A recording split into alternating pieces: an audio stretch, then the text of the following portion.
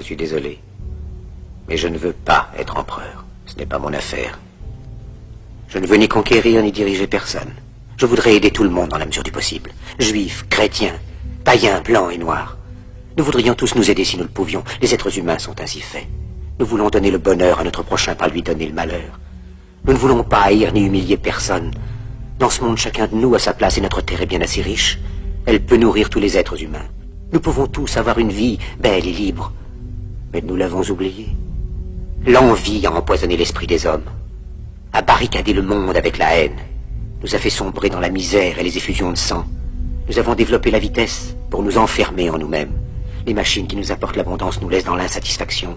Notre savoir nous a fait devenir cyniques. Nous sommes inhumains à force d'intelligence. Nous ne ressentons pas assez et nous pensons beaucoup trop. Nous sommes trop mécanisés et nous manquons d'humanité. Nous sommes trop cultivés et nous manquons de tendresse et de gentillesse. Sans ces qualités humaines, la vie n'est plus que violence. Et tout est perdu. Les avions, la radio nous ont rapprochés les uns des autres. Ces inventions ne trouveront leur vrai sens que dans la bonté de l'être humain, que dans la fraternité, l'amitié et l'unité de tous les hommes. En ce moment même, ma voix atteint des millions de gens à travers le monde. Des millions d'hommes, de femmes et d'enfants désespérés, victimes d'un système qui torture les faibles et emprisonne les innocents. Je dis à tous ceux qui m'entendent, ne désespérez pas. Le malheur qui est sur nous n'est que le produit éphémère de l'avidité, de l'amertume de ceux qui ont peur des progrès qu'accomplit l'humanité. Mais la haine finira par disparaître, et les dictateurs mourront, et le pouvoir qu'ils avaient pris au peuple va retourner au peuple. Et tant que les hommes mourront, la liberté ne pourra pas périr.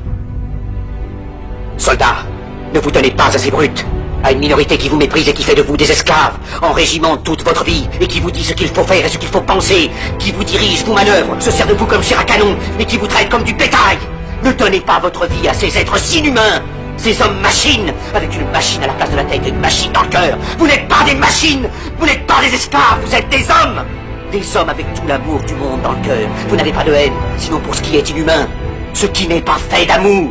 Soldats, ne vous battez pas pour l'esclavage, mais pour la liberté. Il est écrit dans l'évangile selon saint Luc, le royaume de Dieu est dans l'être humain, pas dans un seul humain, ni dans un groupe d'humains, mais dans tous les humains, en vous.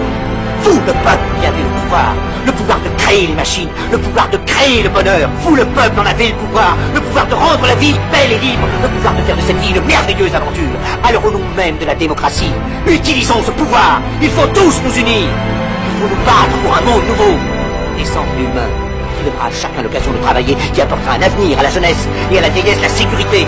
C'est eux qui ont promis toutes ces choses. Pour que vous leur donniez le pouvoir, ils mentaient. Ils n'ont pas tenu leurs merveilleuses promesses. Jamais ils ne le font. Les dictateurs s'affranchissent en prenant le pouvoir, mais s'ils font un esclave du peuple. Alors il faut nous battre pour accomplir toutes leurs promesses. Il faut nous battre pour libérer le monde, pour renverser les frontières et les barrières raciales, pour en finir avec l'avidité, avec la haine et l'intolérance.